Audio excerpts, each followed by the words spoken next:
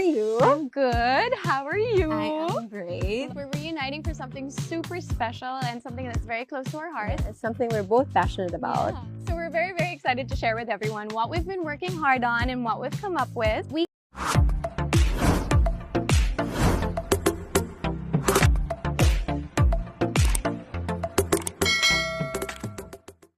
Ann Curtis at Bea Alonzo magsasanib puwersa ngunit hindi sa teleserye, kundi sa kani-kanilang mga negosyo.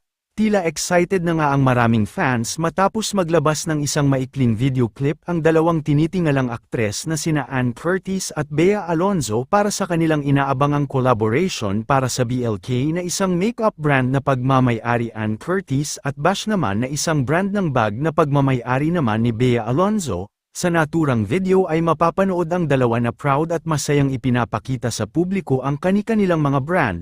Bagamat wala pang inilalabas na buong detalye tungkol dito ay mabilis naman tong pinag-usapan sa social media kung saan ay maraming netizens ang nagpahayag ng kanilang excitement at sinabing hindi na sila makapaghintay na makita ang magiging resulta ng pagsasama sa negosyo ng dalawang tinitingalang artista.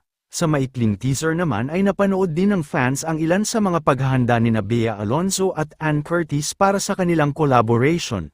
Sa ngayon ay nananatili pa ring hindi isinasa publiko ang iba pang detalye ng proyekto.